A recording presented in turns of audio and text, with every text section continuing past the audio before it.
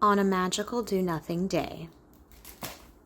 For Francesca, who sees the world shine through stones, and for the tiny and big mimosa. Thank you to T. Biro, who inspired this book, and to Veronica, Manu, Pata, John B., Beatrice, Sandro, and Claudia. Here we go again. Me and Mama in the same cabin, the same forest, the same rain. Dad back in the city. Mama sat at her desk quietly writing while I destroyed Martians. Actually, I was just pressing the same button over and over again. I wish Dad was here.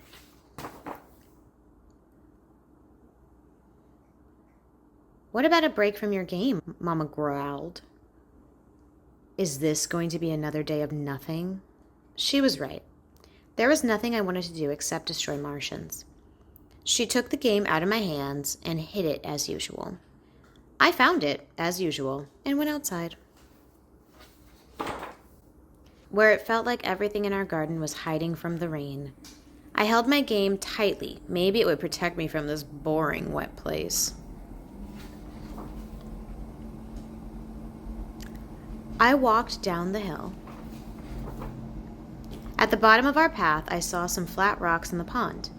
The rocks were round like the heads of the Martians. I wanted to jump on them and crush them.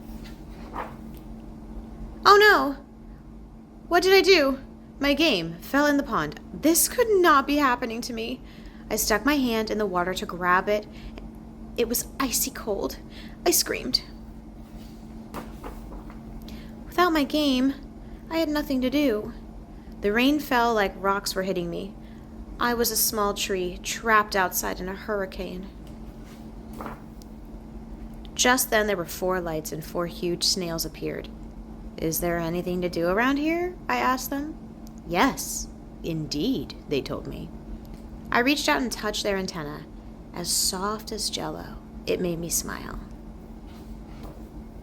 So I followed them down a path and found dozens of mushrooms. The air was damp. I knew the smell from when I was small. My grandparents' basement. My cave of treasures. I felt a sense that there was something special close by. That I was surrounded.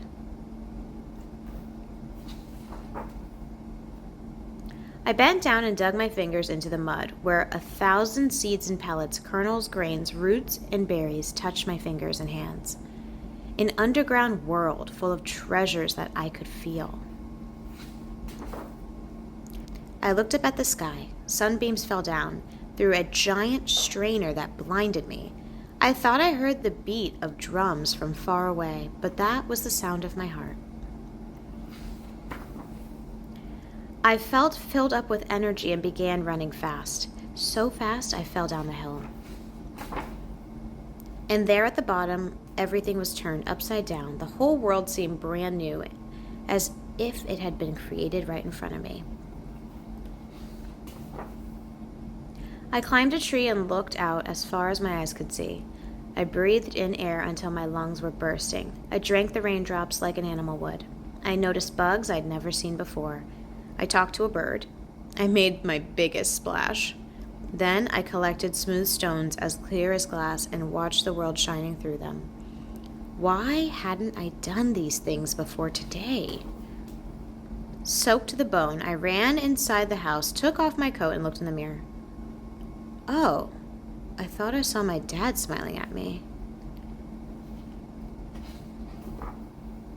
My mother was still there, still writing, but now she looked different, like one of the creatures outside.